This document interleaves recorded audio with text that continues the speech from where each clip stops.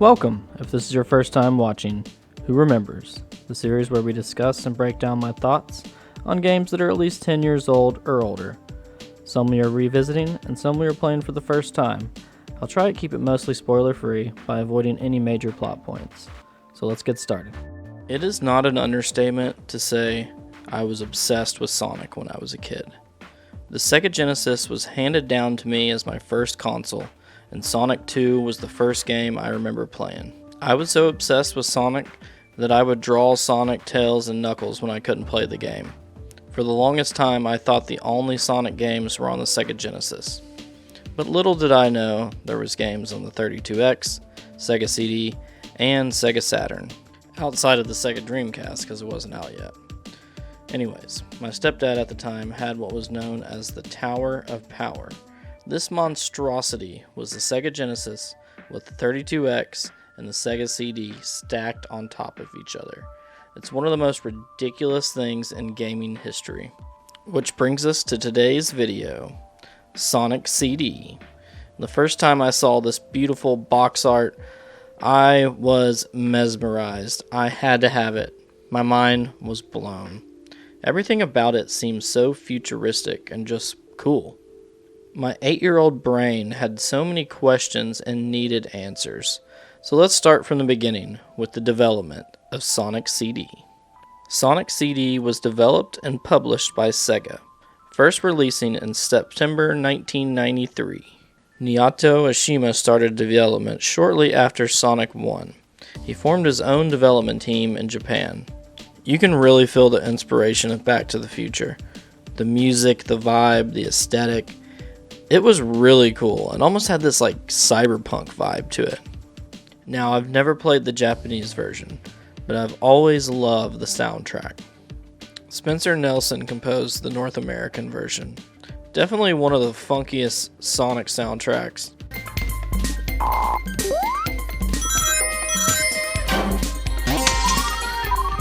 On top of the music, Sonic CD was the first game in the series that had fully animated cutscenes.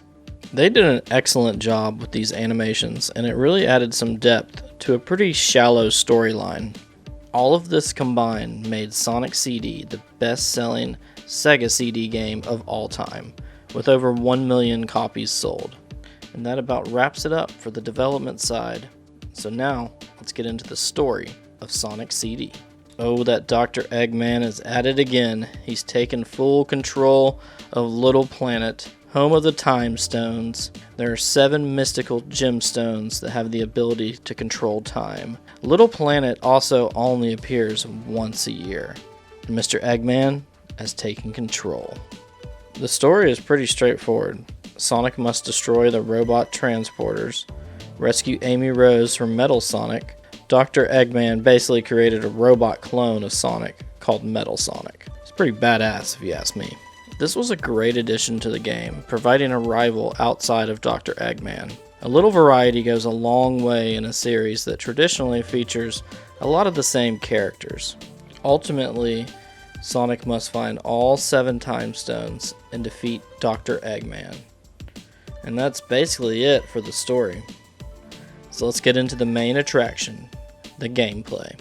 It's very similar to the original Sonic the Hedgehog, but the controls are a lot more precise and crisp. Everything feels a little smoother and a little more polished overall. Sonic CD has 7 traditional zones. The third act of each zone always provides a boss fight.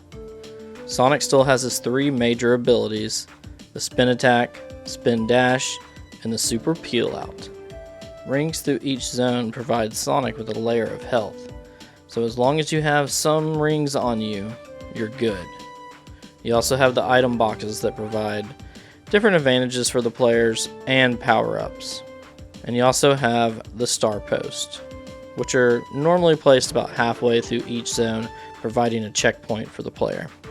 So I never knew this, but fun fact, if Sonic idles for at least 3 minutes, he'll say, "I'm out of here," and jumps off the screen, and you lose all of your lives. Game over. Pretty interesting. I love these little nuggets. Some quality of life improvements were added to Sonic CD.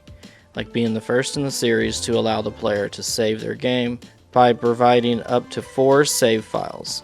Another cool feature was the time warp signs, which allow the player to access either the past or the future versions of each zone. The past looked polluted and pale in comparison to the future, which was bright, clean, and colorful. All these little features is what makes Sonic CD stand out from the other 2D Sonic games. The first time I beat this game, I got the bad ending, and it was very uneventful.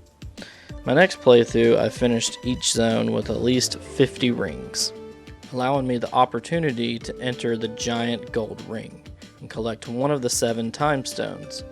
If you manage to collect all 7 time stones and defeat Dr. Eggman, you'll receive the good ending. That is about it in terms of gameplay. Now, let's start to wrap things up with my personal experience with Sonic CD. Personally speaking, Sonic CD is in my top 5 2D Sonic games and maybe even in my top 5 overall. It's short, sweet, and to the point. You can beat this bad boy within 2 hours, and it's easily available on most platforms, so there's never been a better time to play it. And you can also buy Sonic Origins Collection, which actually has 16 games included if you get the Plus Edition. Sonic CD was one of those games that got away from me as a kid, when my stepdad briefly let me play it a handful of times, but I never really got the opportunity to really sink my teeth into it. As I grew up, I traded in my Sega Genesis and stopped caring about that blue fuzzy hedgehog I used to love. I stepped away from Sega for a while, honestly, until I was about in college. And then the mini Sega Genesis launched. This was when I was still in college and working in the photo lab at Walgreens. As soon as that bad boy went on sale, I snatched it up. No Sonic CD was on the mini, but it did spark an interest with Sonic again. The years went on, I graduated, moved to Colorado, and stopped gaming again until I bought a PS4 Slim. This was probably around like 2017. Some more years passed, and a lot of snowboarding happened until I moved to Seattle in 2019. COVID hit, and then that's when I actually started collecting retro around 2020. You know, long story short, I've always wanted a Sega Saturn or Sega CD for games like Panzer Dragoon and Sonic CD, but they were always so expensive and difficult to find in good condition in terms of the console and the games. So what I'm trying to say is, I was so stoked to see Sonic CD included in the Origins collection. Not only can I play Sonic CD and the 15 other games, but I can play it on the go, anytime, anywhere, since I bought it on the Switch. I had an incredible time going back and playing Sonic CD, and it definitely lived up to the hype, at least for me personally. I love the theme, atmosphere, the music, the enemy design. It's so unique and so original. I highly recommend Sonic CD to anyone who's a Sonic fan or simply just loves platformers. If you're not already, consider subscribing. I'm really trying to reach 1K by the end of the year. Also, comment down below what's your favorite Sonic game or movie. I'd love to hear about it. Until next time, stay blessed, my friends.